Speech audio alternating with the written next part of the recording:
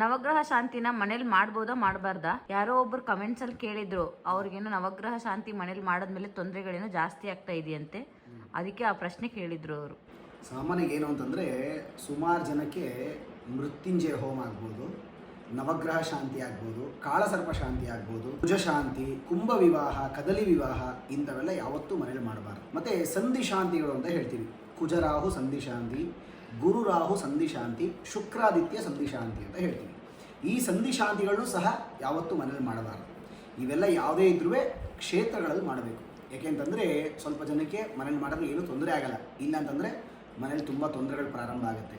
ಇದೇ ರೀತಿ ಬೇಕಾದ್ರೆ ಮನೇಲಿ ಗಣಪತಿ ಹೋಮ, ವಾಸ್ತು ಹೋಮ, ನವಗ್ರಹ ಹೋಮ, ಆಯಿತಾ, ಅಲ್ಲಿಂದ ಬಂದರೆ ಸುದರ್ಶನ ಹೋಮ ಮತ್ತು ಧನ್ವಂತರಿ ಹೋಮ ಇಂಥವೆಲ್ಲ ಮನೇಲಿ ಮಾಡ್ಬೋದು. ಸ್ವಲ್ಪ ಜನಕ್ಕೆ ಮೃತ್ಯುಂಜಯ ಹೋಮ ಮನೇಲಿ ಮಾಡಿದ್ರೂ ಏನೂ ತೊಂದರೆ ಆಗಲ್ಲ. ಸ್ವಲ್ಪ ಜನಕ್ಕೆ ಏನಾಗುತ್ತೆ ಅಂತಂದರೆ ತೊಂದರೆಗಳು ಪ್ರಾರಂಭ ಆಗಿಬಿಡುತ್ತೆ. ಅದರಿಂದ ಆ ರಿಸ್ಕೇ ಬೇಡ ಅಂತ ಅಂದ್ಬಿಟ್ಟು ಇಂಥ ಶಾಂತಿಗಳನ್ನು, ಏಕೆಂತಂದರೆ ಈ ಸಂಧಿ ಶಾಂತಿಗಳು ಮತ್ತು ಮೃತ್ಯುಂಜಯ ಹೋಮಗಳು ಮತ್ತು ಸಂಧಿ ಶಾಂತಿಗಳು ಇಂಥವೆಲ್ಲ ಯಾವತ್ತೂ ದೇವಸ್ಥಾನದಲ್ಲೇ ಮಾಡಿದ್ರೆ ತುಂಬ ಒಳ್ಳೆಯ ಫಲ. ಮತ್ತು ಶಾಸ್ತ್ರದಲ್ಲಿ ಏನು ಹೇಳುತ್ತೆ ಅಂತಂದರೆ, ಈ ಶಾಂತಿಗಳನ್ನು ಯಾವತ್ತೂ ಹರಿಯ ನೀರ ಹತ್ರ ಇಲ್ಲ ದೇವಸ್ಥಾನ ಇವೆರಡರಲ್ಲೇ ಮಾಡಬೇಕು ಅಂತಲೇ ಹೇಳೋದು. ಅದರಿಂದ ದೇವಸ್ಥಾನ ಅಥವಾ ಹರಿಯ ನೀರ ಹತ್ರ ಮಾಡಿದ್ರೆ ಒಳ್ಳೆಯದಮ್ಮ, ಅಲ್ಲೇ ಮಾಡಿ ಒಳ್ಳೆಯದಾಗುತ್ತೆ ಅಂತ ಅವರೊಂದು ವಿಚಾರ ಹೇಳಿಬಿಡಿ.